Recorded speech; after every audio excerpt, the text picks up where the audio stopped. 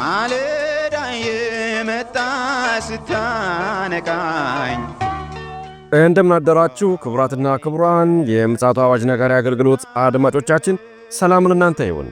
የማለዳ ቁርሳችንን አሁን ጀምረናል። አዘጋጅ እና አቅራቢ ፓስተር አለማየሁ ነሞ።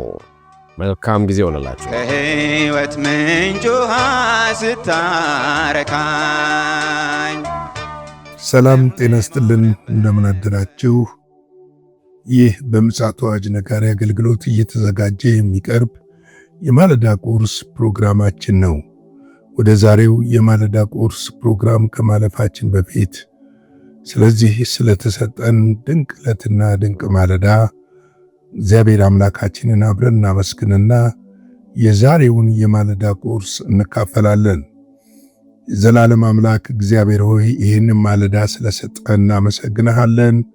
ስለ ምሕረትህ፣ ስለ ቸርነትህ፣ ስለ በጎነትህ፣ ስለ መልካምነትህ ሁሉ ክብር ምስጋና ለአንተ ይሁን።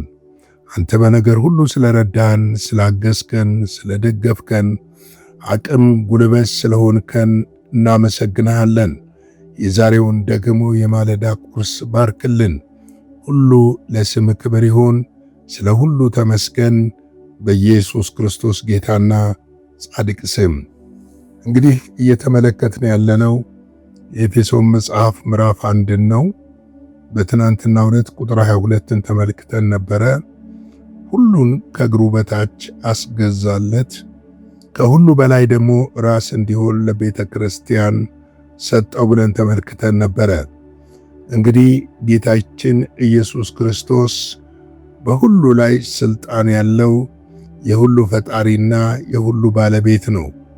ይህ ብቻ ሳይሆን ጉልበት ሁሉ የሚታዘዝለት፣ ምላስ ሁሉ ደግሞ ጌታ ነው የሚለው፣ ሁሉ የሚንበረከክለት፣ ሁሉ ደግሞ በእርሱ ለእርሱ የሆነ ኃያልና ብርቱ ጌታ ነው።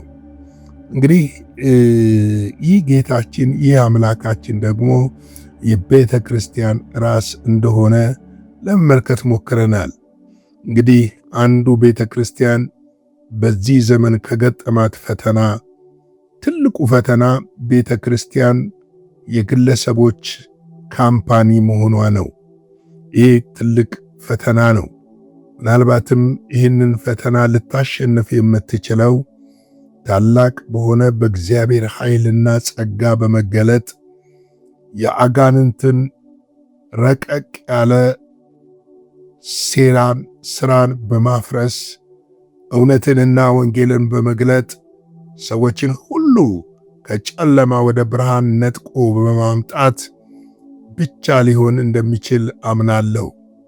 እንግዲህ በትናንትናው ዕለት ይህንን በዝርዝር በደንብ ተመልክተናል። በዛሬው ዕለት ደግሞ ቁጥር 23ን እና የኤፌሶን መጽሐፍ ምዕራፍ 1 የመጨረሻውን ክፍል እንመለከታለን። እርሱም አካሉን ሁሉን በሁሉ የሚሞላ የእርሱ ሙላት ናት። እንግዲህ ቤተ ክርስቲያን አካሉ ናት። ሁሉ በሁሉ ደግሞ የሆነ የእርሱ ሙላት ናት። እኛ ደግሞ በዚህ አካል ውስጥ መጽሐፍ የሚነግረን በግልጽ ብልቶች ነን። አንዳችን እግር፣ አንዳችን ዓይን፣ አንዳችን እጅ ነን። ሁላችንም ዓይን መሆን አንችልም። ሁላችንም ጆሮ መሆን አንችልም። ስለዚህ የተለያየ ክፍሎችና ስራዎች ያሉን ነን። ነገር ግን ደግሞ የዚች የቤተ ክርስቲያን ሙላት ሰዎችና ነገሮች ሳይሆኑ ቤተ ክርስቲያን ሙላቷ፣ ክብሯ፣ ውበቷና ድምቀቷ ክርስቶስ ኢየሱሱ ነው። የኛ ሙላት እሱ ነው። የኛ ክብር እሱ ነው። የኛ ባርኮት እርሱ ነው። የኛ ሁሉ ነገራችን እርሱ ነው። አንደኛ ቆሮንቶስ 12:27 ላይ እናንተ የክርስቶስ አካል ናችሁ፣ እያንዳንዳችሁ ብልቶች ናችሁ ይለናል። እንግዲህ በአካል ውስጥ ያለን ብልቶች ነን። አንዳችን ለአንዳችን እናስፈልጋለን። አንዳችን ለአንዳችን እንጠቅማለን። አንዳችን በአንዳችን እንታነጻለን። ነገር ግን በዚህ ዘመን አንዱ ከአካሉ ወይም ደግሞ ወተን ራሳችንን ሁሉን ቻይነን ማለታችን አደጋ ውስጥ የሚከተን ነገር ይሆናል። ሁሉን ማወቅ አንችልም። ሁሉን ደግሞ እንድናውቅም አልተሰጠንም። ጳውሎስ ራሱ ሲናገር ከእውቀት ክፍል ከፍዬ አውቃለሁ ነው የሚለው። ለእያንዳንዳችን የተለያየ ጸጋን የተሰጠን የተለያየ ጸጋ የተሰጠን ምክንያት ብልቶች በተለያየ ሲገጣጠሙ አካልን እንደሚፈጥሩ አካልን እንደሚሰሩ ሁሉ ብልቶች እንደዚሁ ሲገጣጠሙ ደግሞ ቤተ ክርስቲያንን ይሰራሉ። በእያንዳንዳችን ውስጥ ያለው ጸጋ ለመጨረሻው ለፍጻሜው ቀን የተዘጋጀችውን ቤተ ክርስቲያንን ሊሰራት እንደሚችል ልናውቅ ያስፈልጋል። በተለይም ደግሞ በዚህ ዘመን የምድር ፍጻሜዋ በቀረበበትና እንኳን መጽሐፍ ቅዱስ የነገረን ቀርቶ ከመጽሐፍ ቅዱስ ውጪ የሆኑ ሳይንቲስቶች እንኳን ዓለም ወደ ፍጻሜዋ የደረሰች እየመጣች እንደሆነ በሚናገሩበት ሰዓት ላይ ቆመን ይህንን በትኩረት ልንመለከትና ልናይ እኔ የወንድሜ ጠባቂ ነኝ የሚለውን ነገር ልናስብበት ያስፈልጋል። እንግዲህ የቤተ ክርስቲያን ሙላት ክርስቶስ እንደሆነ ማወቅ አለብን። ዮሐንስ ወንጌል ምዕራፍ 1 ቁጥር 16 ላይ እኛ ሁላችን ከሙላቱ ተቀበልን፣ በጸጋ ላይ ጸጋ ተሰጥቶናል ይላል። እንግዲህ የተቀበልነው ከሙላቱ ነው። ሙላቱ ደግሞ ክርስቶስ ነው። ከእርሱ ተቀብለናል። ከእርሱ የተቀበልነውን ደግሞ ለሌሎች ወደ ሙላቱ ወደዚህ ክፍል ወደ አካሉ እንዲመጡ የማድረግ ኃላፊነትና ግዴታም ተሰጥቶናል። አንዳንድ ጊዜ ወንጌል የጥቂቶች ኃላፊነትና ግዴታ ሊመስለን ይችላል፣ ግን አይደለም። ይህንን በደንብ ማወቅ አለብን። ወንጌል የሁላችንም ኃላፊነትና ግዴታ ነው። ምክንያቱም በአካል ውስጥ ሥራ የለውም የሚባል ምንም ነገር የለም። እግዚአብሔር አንድን ሰው እንኳን ሲፈጥረው ሙሉ አድርጎ ሲፈጥረው እያንዳንዱ አካሉ ላይ ያሉ ነገሮች አገልግሎት አላቸው፣ ትርጉም አላቸው። እንደዚሁም ክርስቶስ ኢየሱስ ወደ መንግሥቱ ሲጠራን ከጨለማ ወደ ብርሃን ሲያወጣን እያንዳንዳችን በእግዚአብሔር መንግሥት ውስጥ ሥራና ድርሻ እንዳለን ልናውቅ ያስፈልጋል። ይህንን በደንብ ልንረዳ ያስፈልጋል። እኔ አላስፈልግም ልንል አይገባም። እኔ አልጠቅምም ልንል አይገባም። የማይጠቅም ሰው አልጠራም። የማይጠቅም አካል አልፈጠረም። እግዚአብሔር የፈጠረውን ሁሉ በዓላማና በዕቅድ ለተለየ ተግባር እያንዳንዱን ፈጽሟል። ምናልባት አንዳንዶቻችን የአደባባይ ሰዎች ላንሆን እንችላለን። በጓዳ ሆነን የምንሰራ ልንሆን እንችላለን። አንዳንዶቻችን ሰባኪዎች ላንሆን እንችላለን። ነገር ግን ወንጌል እንዲሮጥ ደግሞ ከኋላ ምንደግፍ፣ በፋይናንስ ምንደግፍ፣ አንዳንዶቻችን በጸሎት የምንደግፍ ልንሆን እንችላለን። አንዳንዶቻችን ስማችን በሰው ሁሉ ላይ ይታወቅ ይችላል። ነገር ግን ተንበርክከን በምንጸልይበት ሰዓት የብዙዎችን አሻግረን ሊሆን ይችላል።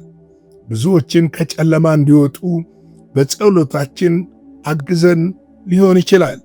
ሁሉ ዘማሪ አይደለም፣ ሁሉ ሰባኪም አይደለም፣ ሁሉም ነቢይ አይደለም፣ ሁሉም ሐዋርያ አይደለም፣ ሁሉም ደግሞ ሙሉ ጊዜ ሰጥቶ አገልጋይ አይደለም። እያንዳንዱ የራሱ የሆነ ድርሻና ኃላፊነት አለበት። ኃላፊነት ብቻ ሳይሆን እኔ እንደምረዳው ግዴታም ጭምር አለበት ብዬ አስባለሁ። ምክንያቱም እግዚአብሔር ከሲኦል ከጨለማ አውጥቶ በምድር ላይ ያስቀመጠን በቃ እየዘመርን ቤተ ክርስቲያን እየገባን እንድንወጣ ሳይሆን እያንዳንዳችን በእግዚአብሔር መንግሥት ውስጥ ድርሻችንን እንድንወጣና እያንዳንዳችን ብልቶች ሆነን በአካል ውስጥ ያለንን ድርሻ እንድንፈጽም እንደሆነ ልናውቅ ያስፈልጋል። በኤፌሶን 3:18-19 ላይ ከቅዱሳን ሁሉ ጋር ስፋትና ርዝመቱን ከፍታውና ጥልቀቱንም ምን ያህል መሆኑን ለማስተዋል ከሚታወቅ የሚያልፈውን የክርስቶስን ፍቅር ለማወቅ ትበረቱ ዘንድ እስከ እግዚአብሔር ፍጹም ሙላት ደርሳችሁ ትሞሉ ዘንድ ይላል። እንግዲህ እግዚአብሔር ለሙላቱ ስለጠራን እዚህ ሙላት ድረስ ደርሰን ልንሞላና በእርሱ በአካል ውስጥ ያለንን ድርሻ እንድንወጣ የእግዚአብሔር መንፈስ ደግሞ ይረዳናል። የእግዚአብሔር መንፈስ ደግሞ ያግዘናል። ምክንያቱም መንፈስ ቅዱስ በሕይወታችን ውስጥ አንዱ ሥራው እኛን በመምራት ወደ እውነት በመምራት ወደ እግዚአብሔር ፍጹም ሙላት እንድንደርስ ማገዝ ነው። ምክንያቱም ወደ እውነት ሁሉ ይመራችኋል የተባሉት ሰዎች አይደሉም። ወደ እውነት ሁሉ ይመራችኋል የተባለው መንፈስ ቅዱስ ነው። ከኔ ወስዶ ይነግራችኋል የተባለው መንፈስ ቅዱስ ነው። በእርግጥ አምናለሁ መንፈስ ቅዱስ በሰዎች በኩል ተጠቅሞ ለኛ መልካሙንና በጎውን ነገር እንደሚያስተምረንም አውቃለሁ። ነገር ግን እኛ ሁልጊዜ ለእውነት ለመታዘዝ ለመንፈስ ቅዱስ ልባችንን ክፍት በማድረግ ለእግዚአብሔር ሥራ ለመዘጋጀት የእግዚአብሔርን ሐሳብ ለመፈጸም ፍቃደኞችና ታዛዦች ልንሆን ግን ያስፈልጋል። እንግዲህ የእግዚአብሔር ልጅ ኢየሱስ ክርስቶስ ሙላታችን እንደሆነ ልናውቅ ያስፈልገናል። ይህ ሙላታችን የሆነው ክርስቶስ ኢየሱስ ደግሞ ይመጣል፣ በደጅ ነው። እግዚአብሔር አምላክ አብዝቶ ይባርካችሁ። ኤፌሶን ምዕራፍ 1ን ዛሬ በዚህ ላይ እናጠናቅቃለን። ነገ በሌላ ክፍል እንመጣለን። እግዚአብሔር ጸጋና ምሕረት ቸርነት ከሁላችሁ ጋር ይሁን። እንግዲህ አገልግሎታችንን ላይክ፣ ሼር፣ ሰብስክራይብ እያደረጋችሁ የሚያዳምጡትን ቁጥር እንዲጨምር ለሰዎች ሁሉ እያደረሳችሁ አብረን እናገልግላለው። አጭር ጸሎት ጸልዬ እንጨርሳለን። የዘላለም አምላክ እግዚአብሔር ሆይ ስለዚህ ጊዜና ሰዓት ሁሉ እናመሰግንሃለን። ስለ ምሕረትህ፣ ስለ ቸርነትህ፣ ስለ በጎነትህ፣ ስለ መልካምነት ሁሉ ክብር ምስጋና ለአንተ ይሁን። ሁሉን በእጅህ አሳልፈን እንሰጥሃለን። እግዚአብሔር ሆይ ይህንን ቀን ባርክልን፣ ከክፉ ጠብቀን፣ በደምህ ሸፍነን። ሥራችን፣ መንገዳችን፣ ነገሮቻችን ሁሉ የተቃኑ እንዲሆኑ በእጅ ላይ እንሰጥሃለን። ሁሉ ለስምህ ክብር ይሁን። በዚህ ያሉትን ቅዱሳን ወንድሞቼና እህቶቼን በነገር ሁሉ ባርካቸው። ያንተ ጸጋ፣ ምሕረት፣ ቸርነት ይብዛላቸው። ሁሉን ላንተ አሳልፌ እሰጣለሁ። በኢየሱስ ጌታ ድንቅ ስም አሜን። በነበረን የመልእክት ክፍለ ጊዜ እንደተባረካችሁ ተስፋ እናደርጋለን። በነገው ማለዳ በሌላ ዝግጅት እንገናኛለን። መልካም ቀን።